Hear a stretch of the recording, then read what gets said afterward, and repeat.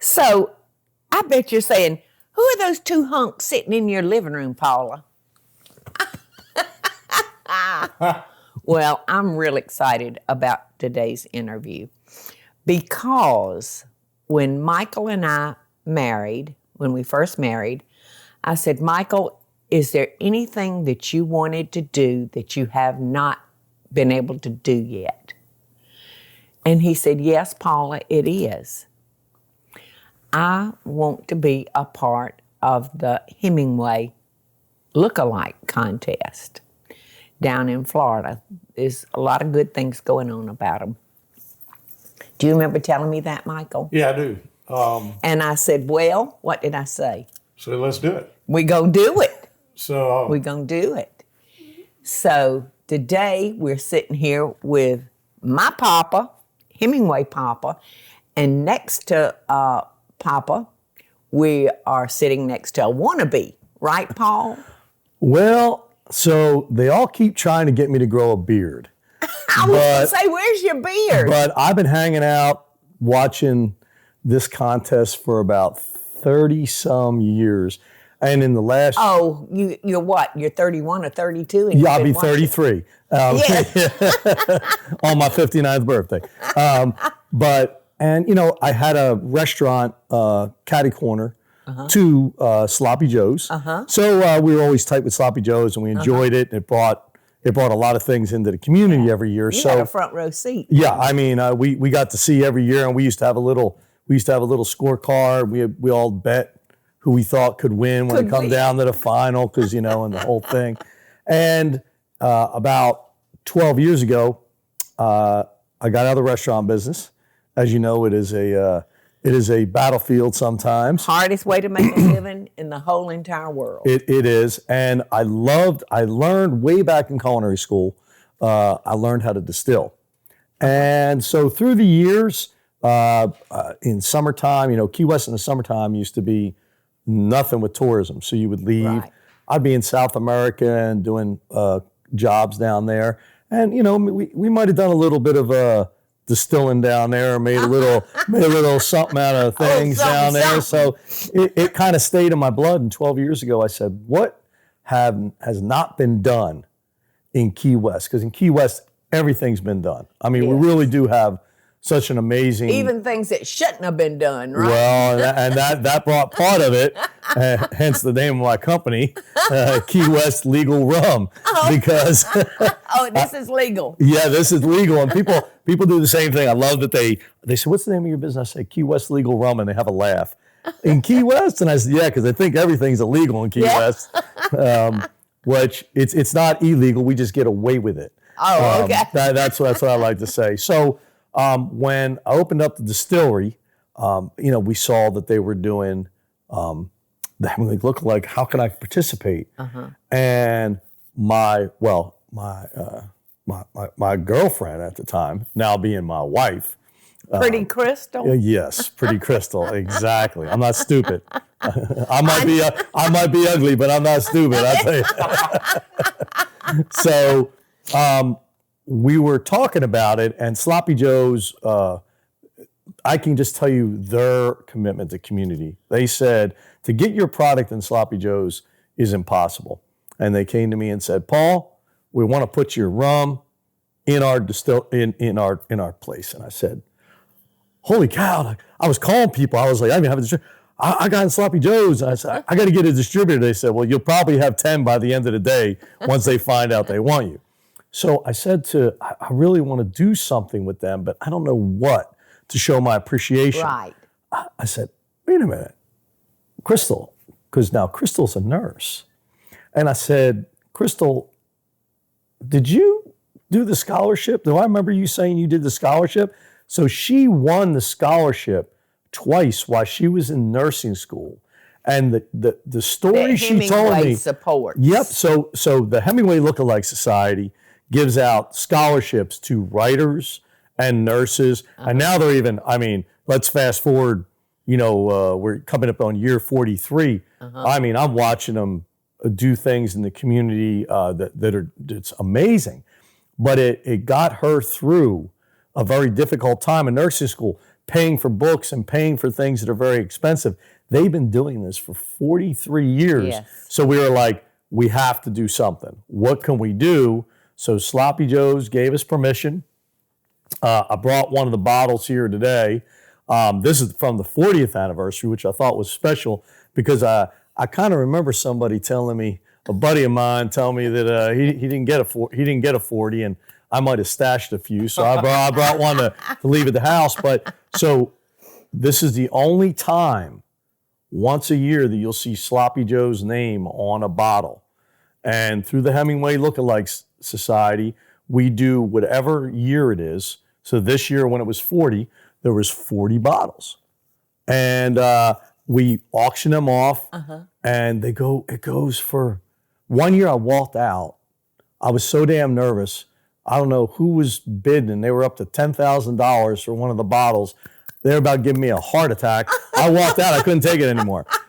So, so these bottles, go back into the community as a form of education in everything. In our distillery, we love to have a good time. We used to look forward to when I had the restaurant that the Hemingway Look-Alikes are coming to town. And all the papas are coming to town. Now I look at it as my family's coming to town. I tell everybody because it's a big. It truly is. It's a big family. It's a family thing. It really is, and the whole family will get involved. I mean, the year that Michael won, I don't know, like our whole family was there. I think except for Jamie, because he had small children. My son Jamie. Yep. But it's amazing. I remember it because it was a tad bit loud when he was coming up. I actually was standing next to him in the final down on the steps when he was getting to go up, giving him a pat on the back because I was seeing a little glimmer in some of the other papa's eyes, and I said, I think this man right here is gonna win. And it was easy, right? Yeah. It's easy to become a papa, right? For 8 years, Paul. Well, it was 9 with the first one. But the first year, I didn't have a clue on what was going on. I just wandered into town. There was a bunch of people that looked like me, and I said, God, there's a bunch of good-looking guys down there. Yeah, it's funny. He and his brother were just down in Key West. Gosh, how many years ago was it? I don't know. Gosh, I don't. It was Your children were young. Anthony was probably 13 or 14. Okay. So 25, 30 years ago. Yeah, 30 years ago. Yeah, because we've been together 23 or 24, married 21. Yeah. But they were down there, and Michael looked around and said, great time day. And all these years later, after he and I married, I asked him that question, and he still remembered the feeling that he had, and he wanted to go try for it. So. Yeah, there's very few beauty contests I win, but when it comes to fat guys with beards, I got a pretty good shot at that. So, Paul, are you active in running for Papa now? Not at all, because what I like to consider myself is I'm part of the support mechanism for my family. We all have somebody in our family that helps us out. So This is what I can do to support what all the papas and all the wannabes do that me and my wife can contribute to, that I'm telling you, it's with every bit of our heart.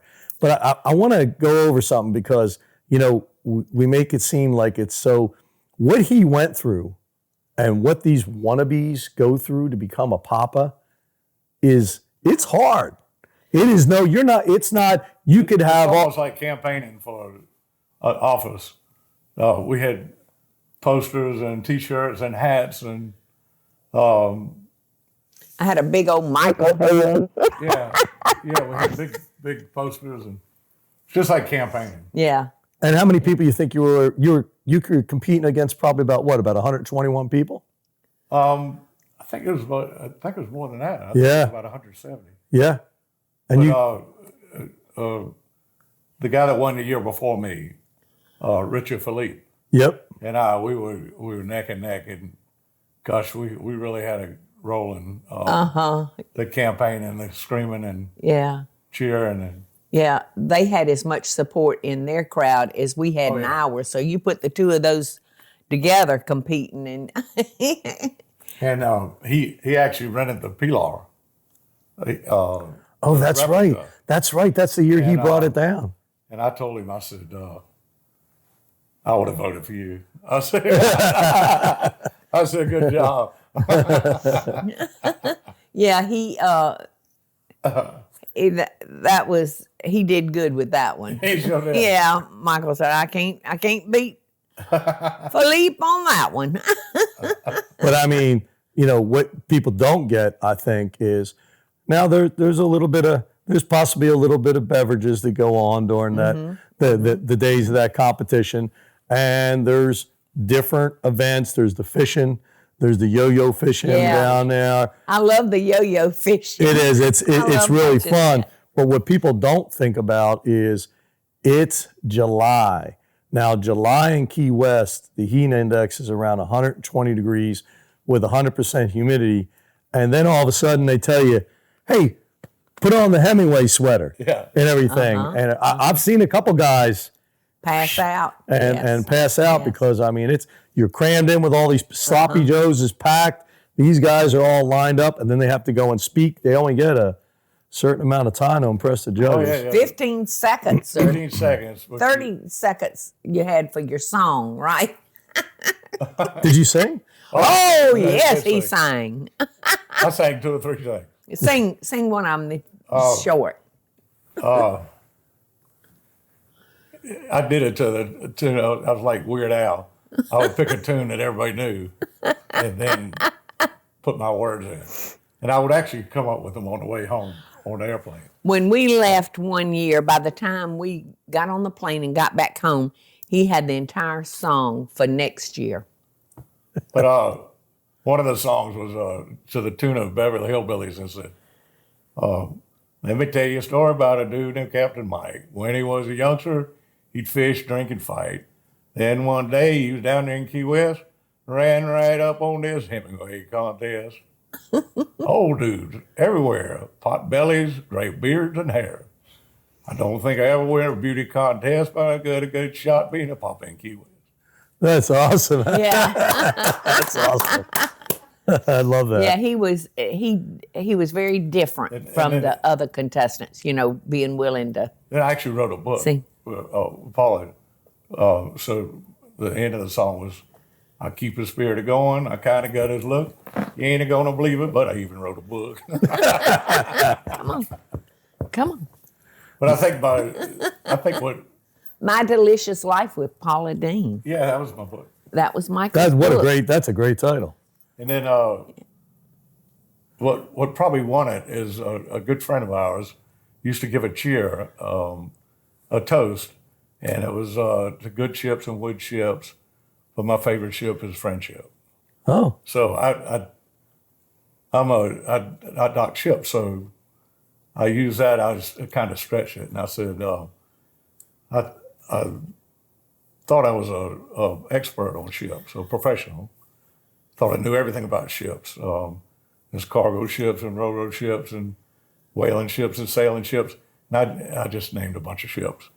And I said, well, since I entered this contest, I've learned a lot more about ships. Stewardship, then I had something to say about it. Scholarship, give somebody a hand up instead of a handout. But my favorite ship of all is friendship, and that is no bullshit.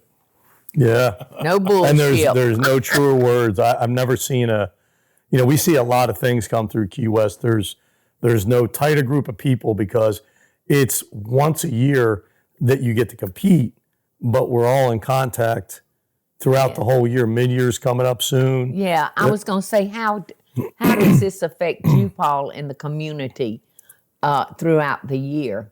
So for me, everything is, we like to say, the power of food, drink, and community is something that's really strong. It brings people together. So things like It's this. a common denominator. This for me,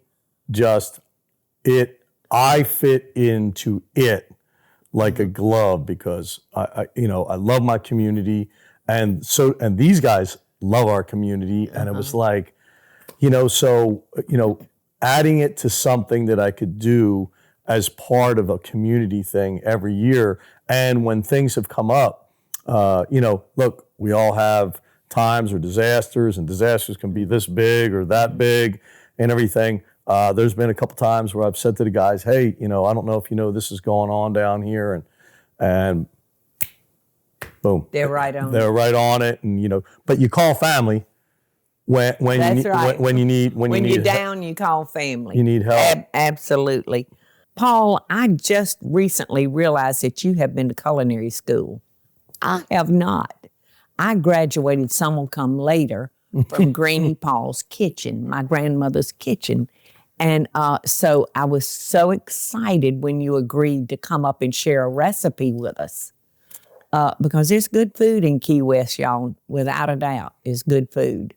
So our next video, Paul and I are going to get in the kitchen, and he is going to share what dish with us. Well, I'm going to share with you from a sauce that I learned to cook from my grandma as well. And my grandma was the one that pushed me to go to culinary school later. She said, you need to take it to another level so you understand the business and all about it.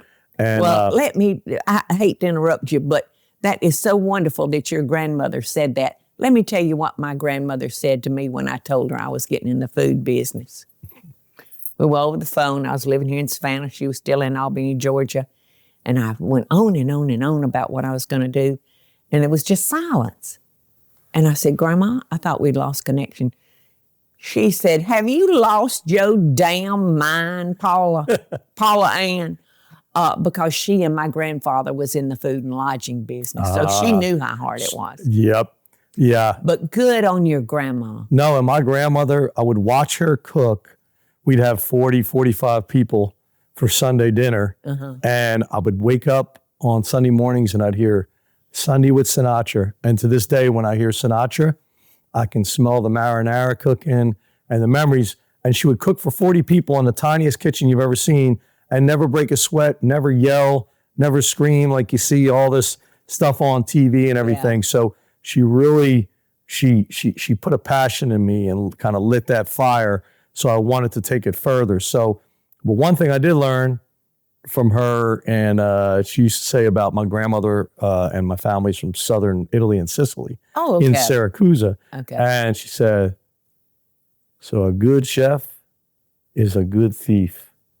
Because as a chef, you steal other people's recipes. That is and true. You make your version of it, because if you think you're creating something new, she said, then you're a fool. Yeah. And right. So what I brought for you today is it's called Key West Old Sour. It's a key lime sauce, so you can use it as a condiment.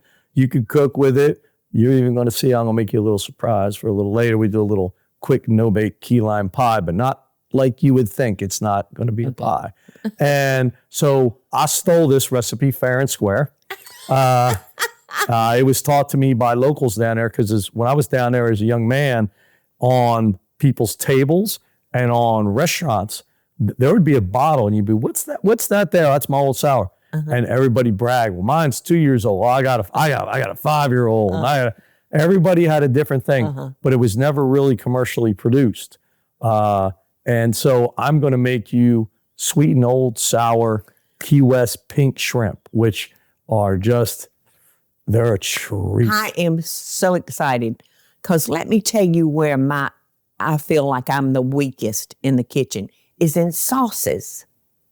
You know, the Southerners, we into gravy, red eye gravy, brown gravy, milk gravy, but not sauces. And I want to learn sauces so bad and be able to feel good about it. So you ready to get in the kitchen and teach this old girl something? And I'm going to teach you, and it's easy. Sauces are simple. So we're going to show everybody how simple it is. Listen, it's just something that scares Paducah out of me.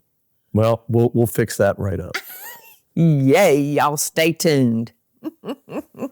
So I can't wait until y'all see the next video because Paula and I going to be in the kitchen making a sauce. See y'all there. Hey y'all, it's Paula Deen. Now, if you enjoyed this video, be sure to like it and click the subscribe button as well as the notification bell to be alerted when I post a video. Love and best dishes, y'all.